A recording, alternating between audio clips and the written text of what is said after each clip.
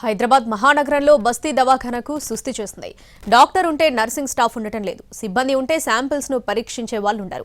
ఆఖరికి విద్యుత్ నీటి సరఫరా విషయంలోనూ ఇబ్బందులున్నాయి. ఇంతకీ బస్తీ దవాఖానాలు ఎందుకింత నిర్లక్ష్యానికి గురవుతున్నాయి? Let's watch. ప్రతి ఒక్కరికి మెరుగైన వైద్య సేవలు అందించడానికి బస్తీ దవాఖానాలు ఏర్పాటయ్యాయి.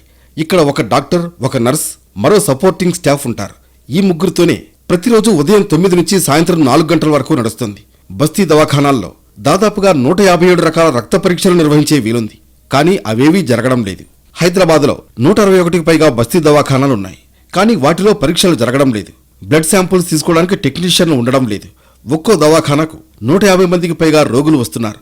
వాళ్లకు ఎలాంటి వైద్య పరీక్షలు చేయించకుండా వైద్యం అందిస్తున్నారు. దాదాపు 7-8 నెలలుగా ఇదే పరిస్థితి నెలకొంది.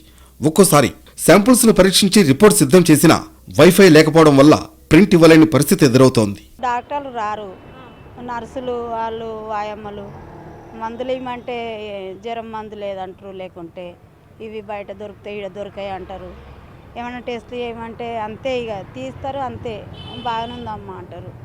ఏం చెప్పరు మేడం. అసలు మీకు మందులు ఎవరు ఇస్తున్నారు? మందులు ఇచ్చేది వాళ్ళు నర్సుల చేతుల కింద ఉంటారు కదా, డాక్టర్లు ఏమి ఇయ్యరు. నర్సులు ఆయమ్మలు రారు, చక్కగా ఎన్నడూ చక్కగా రారు మేడం.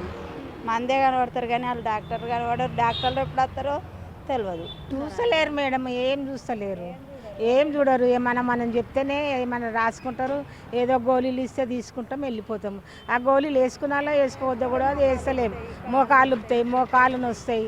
ఆ మోకాళ్ళ నొప్పులు అంటే కూడా మా దగ్గర లేవు, అవి వేరే జాగ్రత్త తీసుకుని అంటే మీ దగ్గరికి ఎందుకు వస్తాం? బస్సు దవాఖానకి ఉంటాయని వస్తాం కదా మేడం.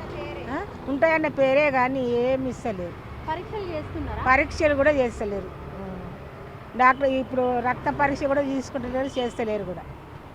ఏం చేస్తలేరు మేడం, చేస్తలేరు. డాక్టర్లు వచ్చి అసలు డాక్టరే ఉంటలేదు, అంత నాళ్ళే ఆయమ్మలు నర్సులు.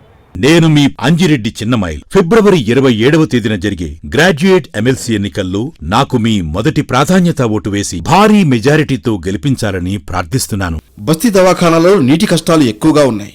వాటర్ కనెక్షన్ ఉన్న చోట సరైన డ్రైనేజ్ వ్యవస్థ లేదు. డ్రైనేజ్ బాగున్న చోట నీళ్లు లేని పరిస్థితి ఉంది. అంతేకాదు, కొన్ని బస్తీ దవాఖానాల్లో మందులు ఫుల్ స్టాక్ ఉన్నప్పటికీ మందులు ఇవ్వడం లేదని ఆరోపణలు ఉన్నాయి. సగం మందులిచ్చి సగం బయట కొనుక్కోమని చెబుతున్నారు.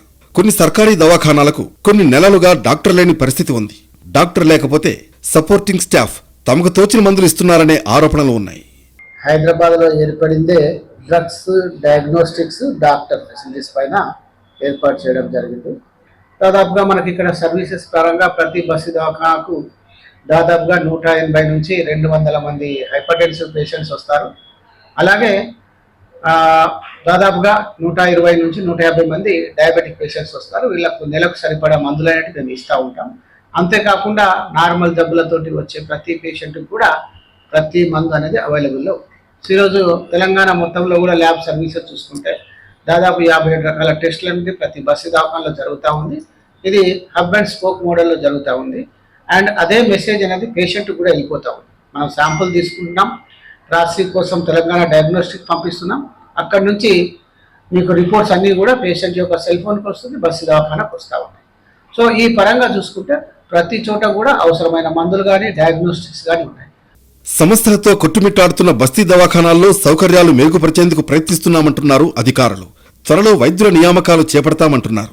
ప్రజలకు మెరుగైన వైద్యం అందించేందుకు ఏర్పాటైన బస్తీ దవాఖానాలకు జనం నుంచి మంచి ఆదరణ లభిస్తోంది. కానీ కనీస సౌకర్యాలు కల్పించకపోవడం వల్ల సామాన్యులు చాలా ఇబ్బంది పడుతున్నారు. ఇప్పటికైనా ప్రభుత్వం చొరవ తీసుకుని బస్తీ దవాఖానాలను పూర్తి స్థాయిలో అందుబాటులోకి తేవాలని కోరుతున్నారు జనం.